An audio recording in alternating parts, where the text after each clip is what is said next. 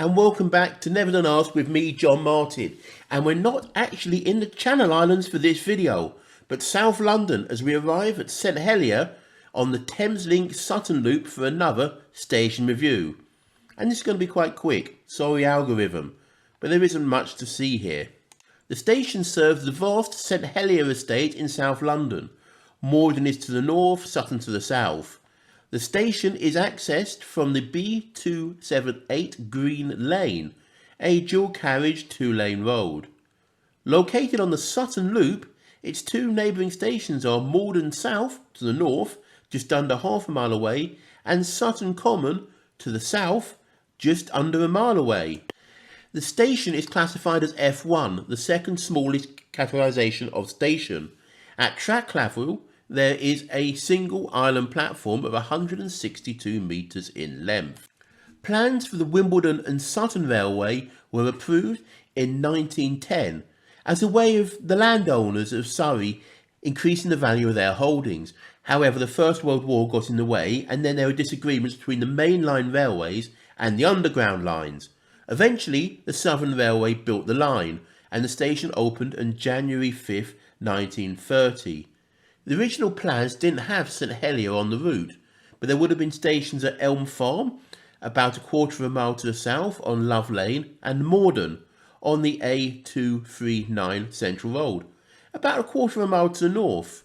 Note that this Morden station isn't the one on the Northern Line, but is south of the current Morden South station. There is reference to the stations on this line having been built with white stone or concrete faced buildings, but there's no evidence of one here anymore. An old photo I've found shows the platform building and a canopy covering the whole platform, with stairs up to the road from the platform also being covered. Marks for services, 4 out of 10. There are 2 trains an hour in each direction off peak. One direction is towards St Albans via Wimbledon, and the other is to Sutton, where they carry on towards St Albans via Mitcham. All trains through here are Thameslink. The most popular destination from this station is Wimbledon, with 23,196 journeys according to the 23-24 statistics, followed by Farringdon, Blackfriars, Kingston and Streatham. Just to note that from nearby Morden South, while Wimbledon is still the most popular, Streatham and Tulse Hill are the next most. The station sees 146,116 entries and exits per year, but for some reason the data site that I use doesn't have any of the other stats that I normally use, so I'm making some estimates here. I've calculated about 400 passengers a day use the station.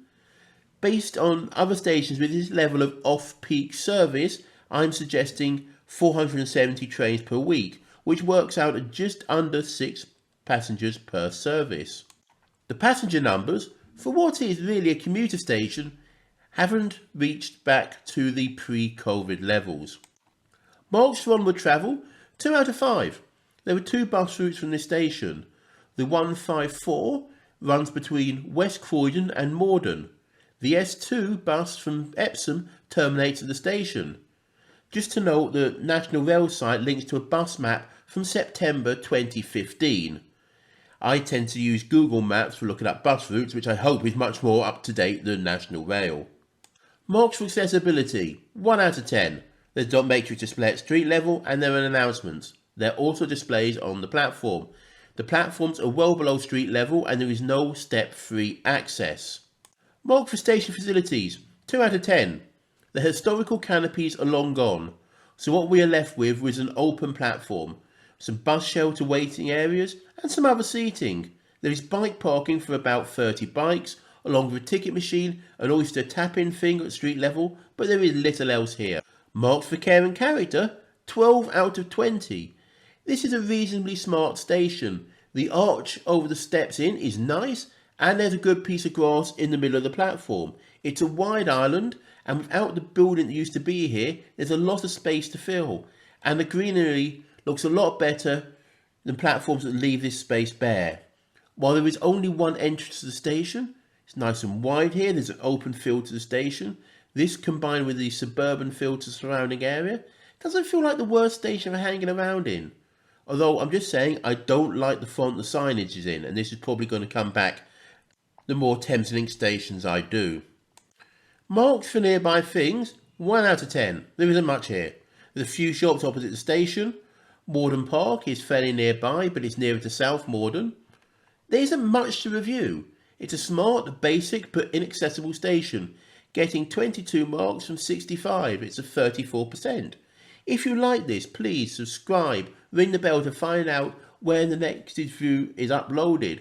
If you thought it was going to be from the Channel Islands, please comment below, and I'll see you in another station review.